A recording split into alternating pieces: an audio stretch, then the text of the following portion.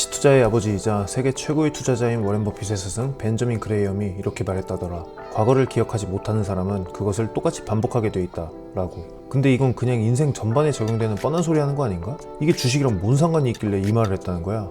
라고 생각했다. 근데 내가 과거부터 투자해온 모습들을 되돌아보니 다 맞는 말이더라. 혁신 관련주가 대세라고 해서 관련 ETF인 아크에 아무 분석 없이 무지성 투자했다가 마이너스 70% 꽂힌 다음에 또 페이스북이 악재로 떡락한 시점에 이만큼 떨어졌으면 이제 오를 차례다 라는 생각을 하면서 무지성 투자를 반복했다. 그 결과는 참혹했다. 지금도 가슴이 쓰리다. 보유한 지 1년이 훌쩍 넘어가지만 이 녀석들은 회복할 생각을 하지 않는다. 이제 오를 때 됐잖아. 여러분들도 내가 겪었던 앞서 말한 무지성 투자에서 벗어나 세계가 인정하고 충분히 증명된 진정한 투자자들이 어떤 생각을 가지고 투자를 하는지 공부해야만 이렇게 혼돈의 카오스인 경제 상황에 대응할 수 있을 것이다. 차트만 보지 말고.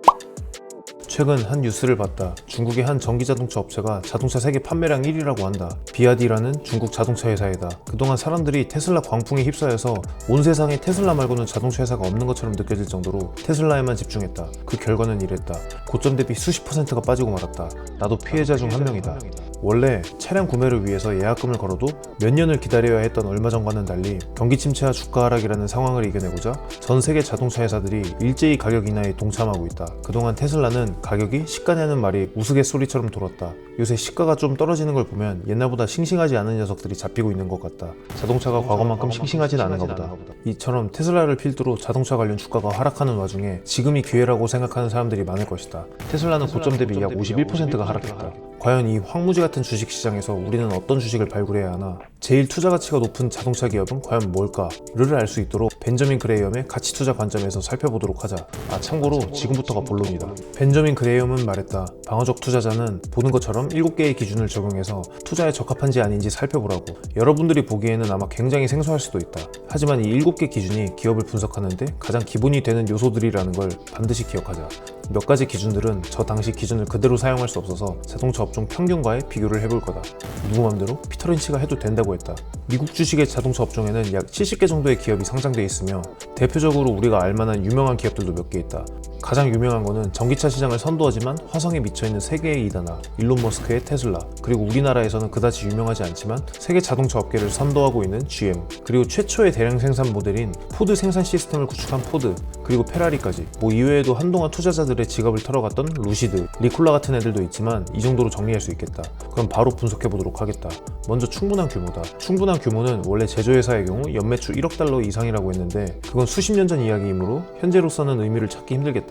따라서 현재 동일 업종의 평균보다 분기 매출이 많은지 그 여부를 살펴보도록 하겠다. 여러분들에게 간단히 소개하는 기업은 모두 유명해서 다 통과하겠지만 말이다. 최근 분기 업종의 평균 매출액은 약 41억 달러 규모이다. 그러면 한번 살펴보자. 테슬라 243억 달러, GM 430억 달러, 포드 440억 달러. 포드와 GM이 정말 엄청난 매출을 보이고 있네. 모두 통과했다. 나는 당연히 테슬라가 GM, 포드보다도 매출이 월등히 많을 거라고 생각했다. 역시나 세상엔 내가 아직 모르는 것들이 많구나 하는 생각이 스쳤다. 다음으로 페라리 15억 달러, 탈락. 페라리가 겉보기엔 멋져도 이렇게 실속이 없다. 나는 페라리의 매출이 적어서 사지 않는 거다.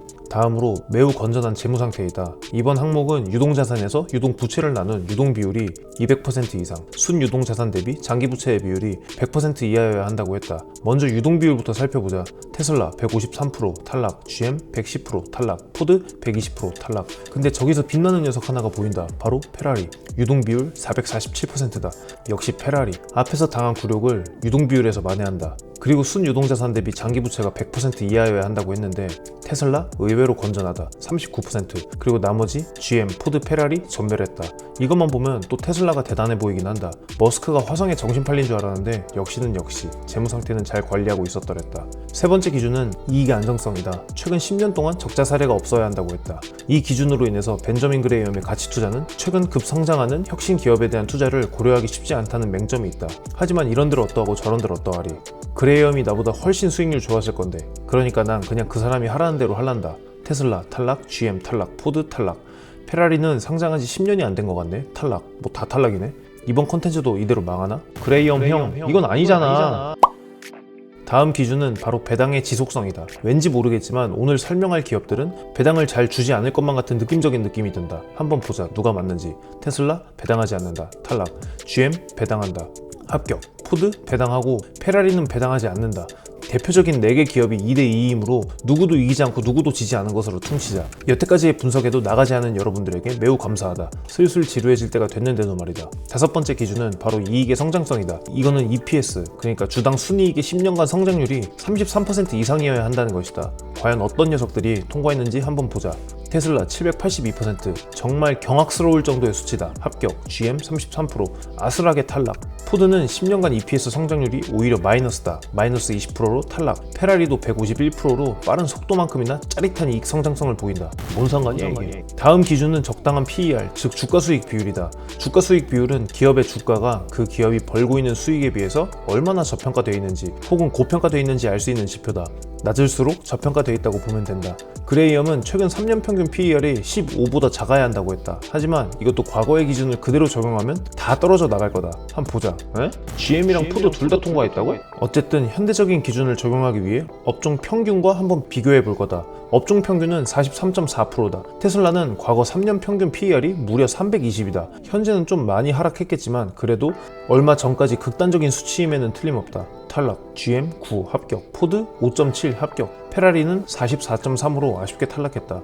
이제 진짜 마지막이다. 마지막 기준은 적당한 PBR, 즉 주가 순자산 비율이다. 기업의 순자산 대비 주가가 얼마나 고평가되어 있는지 알 수 있는 기준이다. 1.5보다 작아야 한다고 했다. 이거는 현대적인 기준을 적용하지 말고 그냥 한번 해보자. 테슬라 7.4로 탈락, GM 0.7 합격, 포드 1.1 합격, 페라리 16.1 탈락이다. 오늘 이렇게 자동차 업종의 대표격인 기업들에게 벤저민 그레이엄의 가치 투자 기준을 적용해봤다. 총 7점 만점에 테슬라는 2.5점, GM은 3.5점, 포드는 3.5점, 페라리 2.5점이다. 뭐 이렇게 점수가 다 나가리야 이거. 투자하지 말라는 건가? 이러면 완전히 나가린다.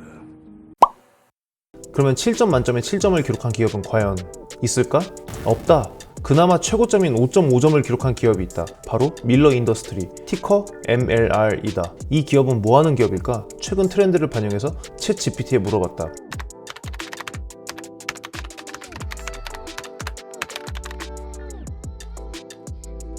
뭐 이렇다고 한다. 이 기업에 투자를 하는 것은 여러분의 몫이다.